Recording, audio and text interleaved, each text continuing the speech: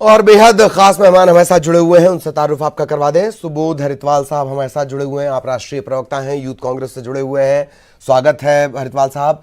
सुशांत शुक्ला, आप भाजपा नेता हैं, वो इस वक्त हमारे साथ जुड़े हैं। शुक्ला साहब, आपका भी बहुत बहुत स्वागत। और सबसे पहले हरितवाल साहब, आपके पास मैं आना चाहूँगा कि एक बड़े मंच पर रघुराम राजन ने बयान दिया और अब उसे लेकर हम भी चर्चा कर रहे हैं और लगातार उस पर चर्चाएं भी होंगी। उस बयान को लेकर आपका रिएक्शन हरितवाल साहब। देखिए, सबसे पहली बात तो रघुराम राजन जी एक बहुत बड़े और देश के प्रसिद्ध अर्थशास्त्री हैं, आरबीआई के गवर्नर रहे हैं और उनका लोहा इस देश के हर व्यक्ति ने माना है। मुझे इसको बोलने में कोई दो मत नहीं है, चाहे भाजपा के लोग हों चाहे कांग्रेस के लोग हों, वो किसी पार्टी विशेष के प्रतिनिधि भी नहीं है। और उनका कहा हुआ कुछ भी हल्के से लेना भी मुझे लगता नहीं है कि उचित होगा। तो दूसरी चीज, भारतीय जनता पार्टी की जो सरकार केंद्र में चल रही है, रघुराम राजन जी गेस्ट स्पीकर के तौर पर आए थे और उन्होंने वहां पर यह भी कहा कि बहुत सारी योजनाएं सरकार की अच्छी। उन्होंने सिर्फ उन्हें मैं देख रहा हूं कि इस बयान के बाद भारतीय जनता पार्टी रघुराम राजन को हो सकता है थोड़े दिन में देशद्रोही भी करार दे दे और हो सकता है उन्हें पाकिस्तान जाने का टिकट भी भारतीय जनता पार्टी के प्रवक्ता और नेता देने लगे। पर मैं ये कहना चाहूंगा ललित जी कि इस बयान को गंभीरता से लेना बहुत जरूरी है। अगर उनके जैसा अर्थशास्त्री कहता है कि देश में माइनॉरिटीज और मेजॉरिटीज पर बराबरी होना बहुत आवश्यक है, तो मुझे लगता है सोचने वाली बात है, इस पर विचार होना चाहिए। उन्होंने कहा है कि अगर देश की अखंडता और एकता को बनाए रखना है तो उसके लिए ये जरूरी है। उन्होंने कहा है कि बेरोजगारी इस देश की सबसे बड़ी प्रॉब्लम है। सिर्फ इन्होंने माइनॉरिटीज मेजोरिटी, आज हम लोग इस पर चर्चा कर रहे हैं न्यूज 18 जैसे बड़े चैनल पर। मैं तो कहना चाहूंगा, ममता जी जब इंटरव्यू ले ली थी उन्होंने ये भी कहा कि इस देश में सबसे बड़ी प्रॉब्लम बेरोजगारी है, उसका उपाय निकालना बहुत जरूरी है। फॉरेन रिजर्व्स हैं देश के पास, फॉरेन एक्सचेंज के हिसाब से हम मजबूत हैं, तो हम बेरोजगारी का जो सोल्यूशन है वो क्यों नहीं निकाल रहे हैं।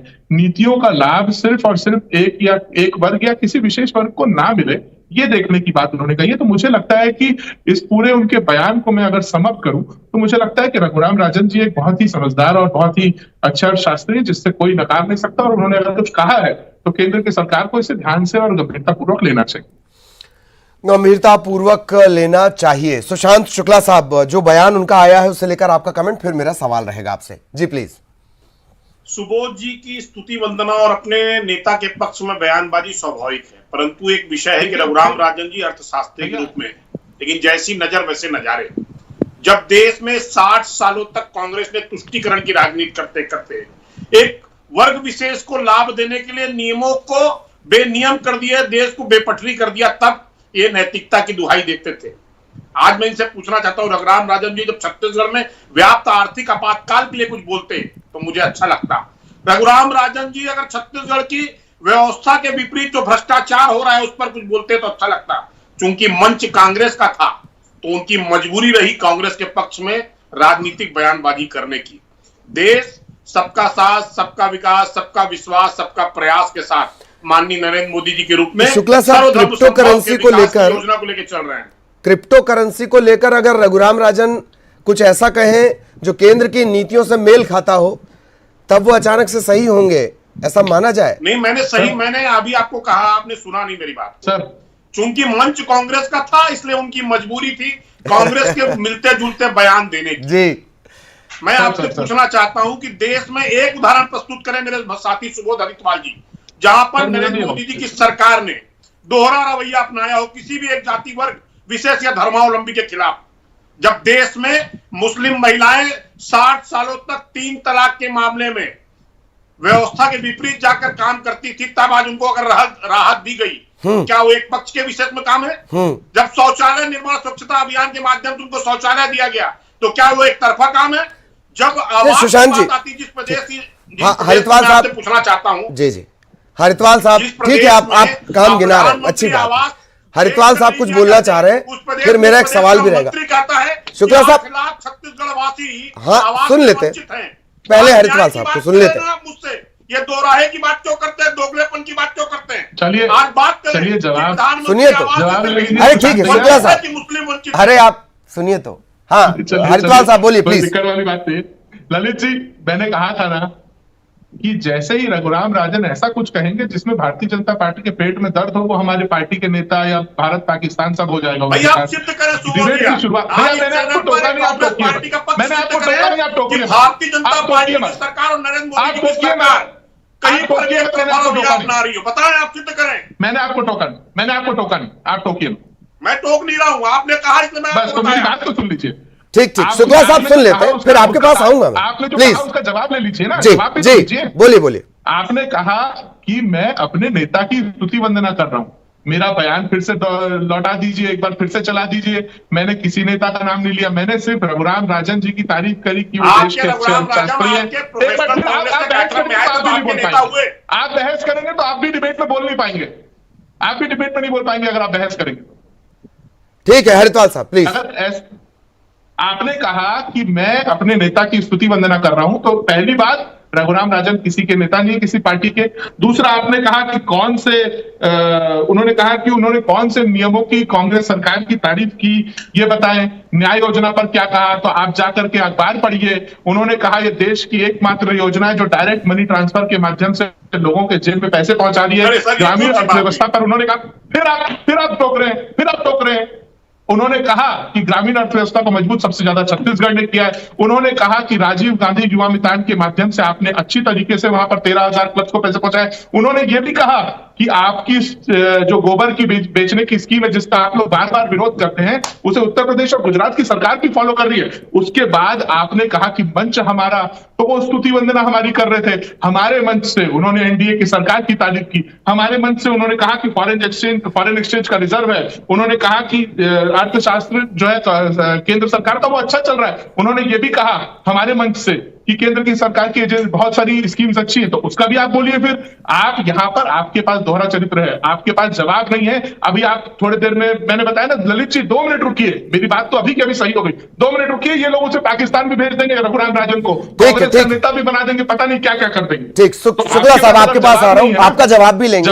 एक सवाल मेरा ये भी कि बेरोजगारी दर के मामले में छत्तीसगढ़, हालांकि मुझे आपका वो ट्विटर ध्यान है जिसमें आपने ये कहा कि 27 पोस्ट के लिए हजारों की भीड़ उमड़ती है। मैं बीजेपी सीजी बीजेपी की बात कर रहा हूं। 27 लोगों के लिए हजारों की भीड़ उमड़ी, 27 पद के लिए अव्यवस्था का आलम रहा। इन सब के बावजूद सवाल मेरा आपसे ये, बेरोजगारी दर छत्तीसगढ़ में सबसे कम है, इससे तो आप इनकार नहीं कर सकते, और बेरोजगारी पर फोकस करने की बात उन्होंने कही है। जी शुक्ला साहब। देखिए सर, ग्रामीण अर्थव्यवस्था का जिसका सीना ठोक रहे हैं, मैं आपसे पूछना चाहता हूं अपने साथी सुबोध हरिद्वाल जी से कि छत्तीसगढ़ की एक भी योजना जिसकी तारीफ ये करवाते हैं छाती ठोक कर, उस योजना का मद केंद्र सरकार की योजना पर और राशि पर आधारित। मैं इनसे पूछना चाहता हूं जिन योजनाओं उन्होंने तुरंत बता दूं क्या मेरे हरिद्वाल साहब रुक जाइए। नरवा गरवा गुरुआ बाड़ी जो योजना है वो 14 और 15 वित्त पे आधारित है। राज्य सरकार आर्थिक आपातकाल के दौर से गुजर रही है, जो एक योजना लागू नहीं कर सकती। राज्य के समस्त विकास कार्य ठप पड़े हैं, सिर्फ केंद्र सरकार आधारित राशि पर ही निर्माण कार्य। दो बात है शुक्ला साहब, नहीं ऐसे तो स्वच्छ भारत अभियान मनमोहन सरकार में निर्मल भारत अभियान चला करता था, ठीक है, एक बात। दूसरी बात, प्रधानमंत्री मोदी यूपी की रैलियों में गोधन न्याय योजना की तारीफ कर चुके हैं। शिवराज सिंह चौहान साहब ने कहा कि हम ये बहुत अच्छा इनिशिएटिव है, हम लेंगे। सुधांशु त्रिवेदी अभी होकर गए हैं, उन्होंने कहा बहुत अच्छी बात है। आप अगर गाय से जुड़े चीजों को साकार कर रहे हैं, उन्होंने तारीफ भी की। जी शुक्ला साहब बहुत शॉर्ट में, फिर हरिद्वाल साहब के पास जाना। ललित जी बहुत शॉर्टकट में बताता हूं। हाँ। योजना की मंशा और उसके क्रियान्वयन पर आपत्ति है। जिस प्रदेश में व्यापक भ्रष्टाचार कांग्रेस की परिणति हो, उस प्रदेश में योजना के इंप्लीमेंटेशन यानी क्रियान्वयन पर आपत्ति है। योजना पर आपत्ति कभी नहीं रही हमें। मैं आपके चैनल के माध्यम से चुनौती देता हूं अपने साथी को कि आइए आपके चैनल को साक्षी मानकर एक भौतिक सत्यापन करते हैं कि छत्तीसगढ़ की जनता को इतने सारी फर्जी योजनाओं का क्या लाभ मिला है। आइए एक भौतिक सत्यापन करते हैं और दूध का दूध पानी का पानी करते हैं। ये जिस योजना की चुनौती देंगे, अब हरिद्वाल साहब के पास अब उनको सुन लेते हैं। शुक्ला साहब हरिद्वाल साहब को सुन लेते हैं प्लीज। को स्वीकार करता हूं सुशांत भैया, पहली चीज। जी। दूसरी चीज, आपने कहा केंद्र की सरकार की योजनाओं पर या फंड्स पर हम निर्भर होकर के करते हैं। एक ही उदाहरण में आपके सवाल को ढेर कर देता हूं। आप बताइए, हमने 2500 रुपए का वादा किया, हमने 2500 रुपए किसानों को दिया, ठीक है। आपकी सरकार कहती थी जब बोनस देने के मामले पर चिट्ठी लिख देते थे डॉक्टर रमन सिंह, सोनिया गांधी और मनमोहन सिंह जी को कि भैया बोनस का पैसा दे दो, नहीं तो नहीं दे पाऊंगा, और फिर आरोप लगाते थे हम पर। हमने ये नहीं किया, हमने अपने पैसे से, राज्य के बजट से किसानों को उनका 2500 रुपए देने का वादा किया था और हमने दिया। हम आप पर निर्भर नहीं है, हमारे जीएसटी का पैसा आपने रखा हुआ है केंद्र की सरकार ने, हम आप पर फिर भी निर्भर नहीं है। बोलने का तो आप मैं आ रहा हूं, सुन लेते हैं हरिद्वाल साहब और बता रहे हैं। दूसरी चीज, आपने गोधन की योजना का जवाब नहीं दिया जो ललित जी ने पूछा, कि जिसकी तारीफ यूपी, मध्य प्रदेश और गुजरात की सरकार कर चुकी है, नरेंद्र मोदी खुद कर चुके हैं। उस पर अगर आप लोग आरोप लगा रहे हैं तो मुझे लगता है आप लोग नरेंद्र मोदी जी से सहमत नहीं है। गौमूत्र खरीदने की आज बात आ गई है, पूरे देश में पहली सरकार है जो गौमूत्र खरीद रही है। अगर आपको ऐसा लगता है कि गाय से जुड़े वस्तुओं को खरीद कर अगर हरिद्वाल साहब योजना पर आर्थिक रूप से नहीं, मजबूत शुक्ला जी का कहना है आपके पेट में दर्द, क्रियान्वयन गलत है, इम्प्लीमेंटेशन गलत है। बहुत बड़ा एनालिसिस करने की जरूरत है कि वो कहां जाकर के खड़ी है आज।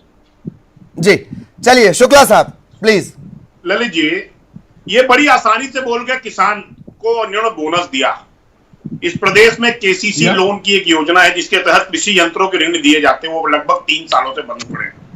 मैं आपके चैनल के माध्यम से पूछना चाहता हूं, नरवा गरवा गुरुआ बाड़ी, इनके मुख्यमंत्री पूरे देश में छत्तीसगढ़ का मॉडल पेश करते हैं। वो 14 और 15 वित्त केंद्र सरकार की राशि पर आधारित योजना है, और जो भौतिक सत्यापन की चुनौती आज इन्होंने स्वीकार की है, मैं आपसे मांग करना चाहता हूं ललित जी कि अपने चैनल के संवाददाता को इस बात से तय करें कि आइए भौतिक सत्यापन करते हैं कि नरवा गरवा गुरुआ बाड़ी योजना इनकी कितनी सफल है, जो पूरे पंचायतों की मूल राशि को इन्होंने भ्रष्टाचार की भेंट चढ़ा दी।